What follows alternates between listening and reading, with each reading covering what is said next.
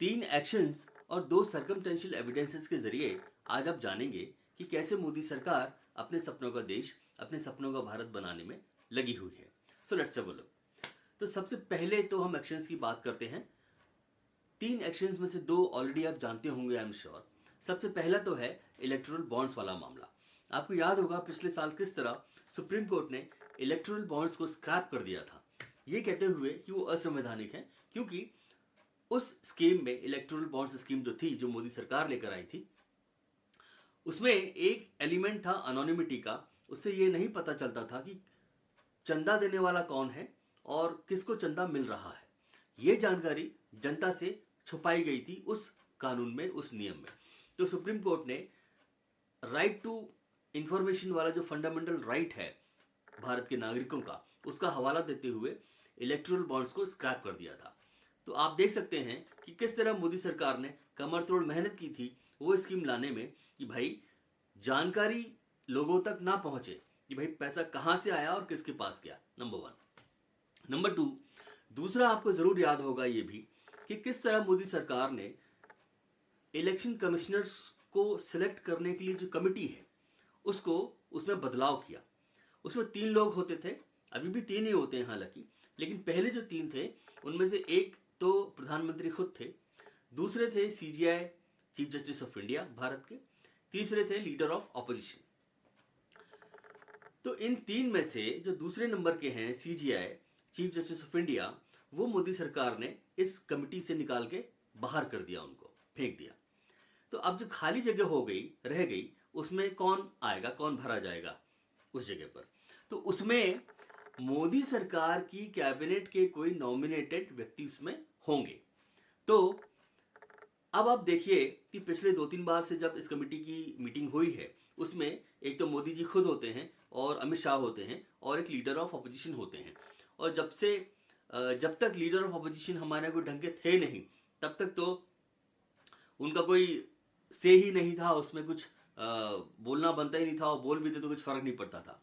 तो ultimately effectively आप देखें, 2 ही लोग थे जो ये डिसाइड कर रहे थे अभी तक कि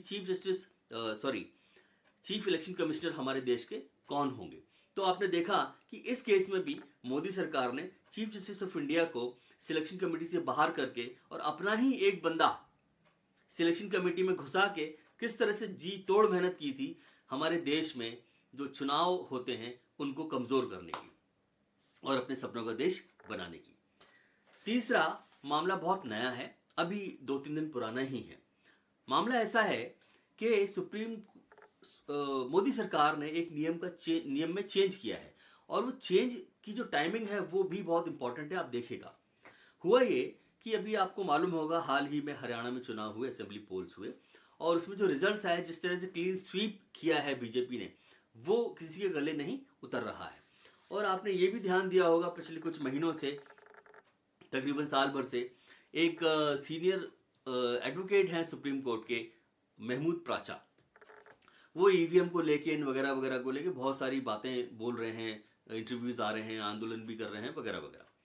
तो हरियाणा के जो पोल्स हुए, इलेक्शन हुए, उनके रिजल्ट्स को लेके वो, या उन इलेक्शंस से रिलेटेड जो डेटा है वो हासिल करने के लिए उनको हरियाणा और पंजाब का जो हाई कोर्ट है वहां जाना पड़ा। अब वहां पर क्या होता है वो बड़ा इंपॉर्टेंट है, ध्यान से सुनिएगा। प्राचा जी कहते हैं कि उन इलेक्शंस से जुड़ा हुआ जो वीडियोग्राफी है या जो सीसीटीवी फुटेज है, हमको वो दीजिए प्लीज।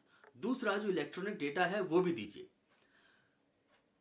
चुनाव आयोग के वकील इसके जवाब में कहते हैं कि जो लोग चुनाव से डायरेक्टली रिलेटेड नहीं हैं, जिन लोगों ने चुनाव नहीं लड़े हैं, जिनका चुनाव से कोई संबंध नहीं है, क्योंकि वो हरियाणा के नागरिक भी नहीं है प्राचा साहब, तो जिनका उस चुनाव से डायरेक्ट कोई रिलेशन नहीं है, उनको वो जानकारी नहीं दी जा सकती। इसके जवाब में प्राचा साहब के वकील ने कुछ कहा, और वो ये था कि भाई जो रिटर्निंग ऑफिसर है, और मतलब चुनाव कंडक्ट कराने वाला और रिजल्ट्स को डिक्लेयर करने वाला जो ऑफिसर होता है, उसको एक हैंडबुक दी जाती है, रूल्स एंड रेगुलेशंस की किताब दी जाती है। उसमें लिखा है कि जो लोग चुनाव लड़ रहे हैं उनको फॉर्म 17C दिया जाता है, और जो दूसरी इंफॉर्मेशन है वो भी दी जाती है। और ऐसी ही इंफॉर्मेशन अन्य लोगों को भी दी जा सकती है। वो अन्य लोग कोई भी हो सकते हैं। बस एक कंडीशन उसमें है, उस हैंडबुक में अन्य लोगों के लिए, कि जो चुनाव लड़ने वाले लोग हैं, जो उम्मीदवार हैं, उनको इन्फॉर्मेशन जो है फ्री ऑफ कॉस्ट दी जाती है, और जो अन्य लोग हैं उनको वो इन्फॉर्मेशन हासिल करने के लिए फी पे करनी पड़ेगी। तो महमूद प्राचा एंड पार्टी ने कहा कि भैया हम फी पे कर देंगे, हमको इन्फॉर्मेशन दे दीजिए। तो हरियाणा एंड पंजाब का जो हाई कोर्ट है उसको ये बात लॉजिकल लगी कि भाई जब हैंडबुक में लिखा हुआ है कि फी पे करो और इन्फॉर्मेशन ले जाओ, तो क्यों नहीं उनको इन्फॉर्मेशन मिलनी चाहिए। तो उस कोर्ट ने कहा, चुनाव आयोग से कहा कि भाई इनको सारी की सारी इन्फॉर्मेशन जो जो ये मांग रहे हैं वो आप 3 हफ्ते के अंदर, प्लीज माइंड इट, 3 हफ्ते के अंदर दे दीजिए।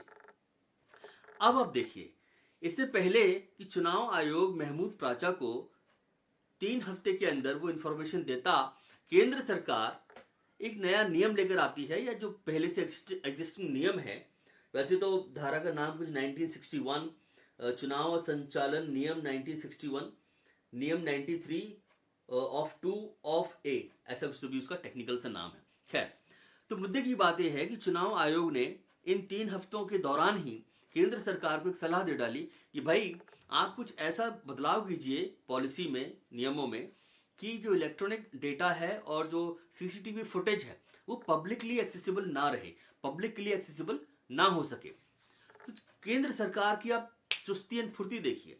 इससे पहले कि 3 हफ्ते खत्म होते और हाईकोर्ट के हिसाब से, के फैसले के हिसाब से इंफॉर्मेशन देनी पड़ती महमूद प्राचा को, उसने 2 हफ्ते के अंदर ही एक नियम को चेंज कर दिया, इसी वाले नियम को चेंज कर दिया, जिसमें आपको इलेक्ट्रॉनिक डेटा और सीसीटीवी फुटेज भी देना होता है फी प्राप्त करने के बाद, हासिल कर लेने के बाद। उन्होंने चेंज कर दिया कि भाई इलेक्ट्रॉनिक डेटा और सीसीटीवी फुटेज जो है वो हम नहीं दे सकते। और जो रीजंस बताए हैं वो भी ऐसे ही विले टाइप बता दिए हैं कि भाई जम्मू एंड कश्मीर में खतरा पैदा हो जाएगा ह्यूमंस को, एंड वगैरह वगैरह, इस तरह के 2-1 रीजंस उन्होंने दिए हैं। कैसे हो जाएगा ये उन्होंने नहीं बताया है। तो ये तीसरा एक एक्शन था जिसकी वजह से पता लगता है कि हमारी मोदी सरकार हमारे यहाँ देश में जो चुनाव होते हैं उनको कमजोर करने के लिए कितनी जी तोड़ मेहनत कर रही है। अब हम आते हैं सर्कमटेंशियल एविडेंसेस पे कि मोदी सरकार के जो एक्शंस हैं, इन एक्शंस की वजह से जो घपले हुए हैं, हम आरोप तो नहीं लगा रहे कि हुए ही हैं, लेकिन अंदेशा है मन में। अगर वो सो कॉल्ड घपले हुए भी हैं तो उन घपलों को क्लैरिफाई, घपलों पर किसी तरह का क्लैरिफिकेशन हो सके, उनको वेरीफाई किया जा सके, उसके लिए 2 काम किए गए लोगों के द्वारा, आम लोगों के द्वारा, वो मैं आपको बताना चाहूंगा। सबसे पहला तो है मरकड़वाड़ी करके एक गांव है महाराष्ट्र में, एक विधानसभा है महाराष्ट्र की, नाम मुझे याद नहीं, आप सर्च करेंगे तो मिलेगा आपको। Markadwadi is the name of the village, आप सर्च कीजिए मिलेगा। हुआ ये कि वो जो विधानसभा है महाराष्ट्र की, जहां अभी अभी इलेक्शंस हुए थे, उस विधानसभा में पिछले कई सालों का ये रिकॉर्ड रहा है, पैटर्न रहा है कि वहां से एनसीपी का बंदा ही जीतता आया है। अब उस विधानसभा में जो गांव है मरकड़वाड़ी, उस गांव के सारे लोग जो हैं एनसीपी के बंदे को वोट देते हैं। लेकिन इस बार कुछ पलट गया, गड़बड़ हो गई। गड़बड़ यह हो गई कि बजाय उस गांव के वोट एनसीपी वाले को जाने के बीजेपी वाले को चले गए। तो गांव वाले बोले कि भाई इतने सालों से हम वोट देते आ रहे हैं हमारे एनसीपी वाले बंदे को, बीजेपी वाले को चले कैसे गए। हालांकि जीता एनसीपी वाला ही, क्योंकि सिर्फ एक गांव के वोट थे जो बीजेपी वाले को चले गए थे, जिसमें वोट हमेशा एनसीपी वाले को जाते थे। तो उन गांव वाले ने कहा, सोचा कि क्यों ना हम एक मॉक पोल कंडक्ट करते हैं, ये पता करने के लिए कि भाई क्या ऐसा हुआ कि जिससे कि वोट वहां चले गए बीजेपी को बजाय एनसीपी को जाने के। पता तो लगे कि भाई हमारे यहाँ अगर मान लो 1000 लोग हैं गांव में और 1000 लोग फिर से वोट डालेंगे, उस वोटिंग का जो एक्चुअल रिजल्ट है उन पर कोई फर्क नहीं पड़ेगा, है ना। लेकिन ऐसा करने से उन लोगों को रोक दिया गया केंद्र सरकार के द्वारा। वहां पर कर्फ्यू लगा दिया गया बाकायदा उस गांव में। पैरामिलिट्री फोर्स जो था वो डिप्लॉय कर दिया गया उस गांव में उस दिन जिस दिन वो मॉक पोलिंग होने वाली थी। तो क्वेश्चन उठता है, लोगों के मन में सवाल आता है कि भाई ऐसी क्या बात है जो केंद्र सरकार छुपाना चाहती है। बीजेपी की जो रूलिंग पार्टी जो है बीजेपी, उसकी जो मोदी सरकार है और जो बीजेपी की स्टेट गवर्नमेंट्स हैं, वो क्या ऐसा छुपाना चाहती हैं उनको क्या इस बात का डर है कि भाई अगर मॉक पोल हो गया तो क्या पोल पट्टी खुल जाएगी। दूसरा जो सर्कमटेंशियल एविडेंस है वो ये है।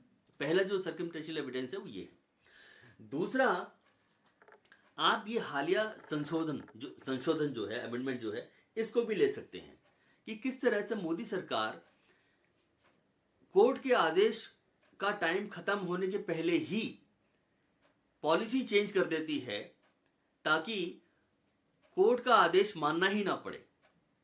कोर्ट अपने आदेश में कहता है कि 3 हफ्ते के अंदर आप इलेक्ट्रॉनिक डेटा दीजिए और जो सीसीटीवी फुटेज है वो भी प्रोवाइड कीजिए। लेकिन केंद्र सरकार इससे पहले कि 3 हफ्ते पूरे हों पॉलिसी चेंज कर देती है, नियम बदल देती है ताकि इलेक्ट्रॉनिक डेटा और फुटेज देना ही ना पड़े, सीसीटीवी फुटेज। और खास बात यह है कि एक तो इसका आप टाइम देखिए, 3 हफ्ते के बजाय 2 हफ्ते में ही आपने इतना सब कुछ कर लिया, इतनी जल्दी। कहाँ तो आप सालों साल लगा देते हैं। मणिपुर अभी तक नहीं जा पाए आप। दूसरा जो फैक्टर है इस संशोधन में, अमेंडमेंट में, वो ये है कि ये नोटिफाई किया गया है सरकार के द्वारा। इसे आपने संसद में पारित नहीं किया है। अगर आपको पारित कराना था तो अभी जो सेशन है खत्म हुआ है पार्लियामेंट का, अब कल परसों ही हुआ है। तो अगर आपको वाकई लोगों के साथ में बीच में बहस करानी थी इसको लेके, तो वहां पे आप इसे टेबल करते, बिल टेबल करते पार्लियामेंट में, और वहां लोग बहस करते कि भाई इस नियम को चेंज करना है कि नहीं करना है। लेकिन आपको डर था कि भाई अगर मैंने पार्लियामेंट में इसे रखा, इस मुद्दे को, इस पॉइंट को, तो लोग तो मानेंगे ही नहीं और ये पास होने से रहा। तो उन्होंने पार्लियामेंट सेशन खत्म होने के बाद में इसे नोटिफाई किया है। तो देखिए, मोदी सरकार देश में जो चुनाव होते आए हैं अभी तक, उनको किस तरह से कमजोर करती जा रही है और कितनी कमर तोड़ मेहनत उसमें कर रही है कि जो काम सरकार सालों साल नहीं कर पाती वो बेचारी को 2 हफ्ते में करना पड़ा। और इस तरह के कई सारे एक्शंस मैंने आपको बता ही दिए हैं जो मोदी सरकार ने किए हैं।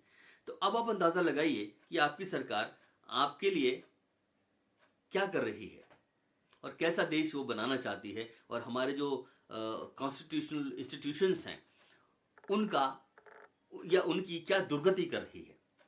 I hope you like the video. अगर आपने यहाँ तक वीडियो देखा है तो आई एम श्योर आपको अच्छा लगा होगा, और अगर आपको वीडियो अच्छा लगा है तो please consider subscribing to the channel. Thank you for watching. Bye bye.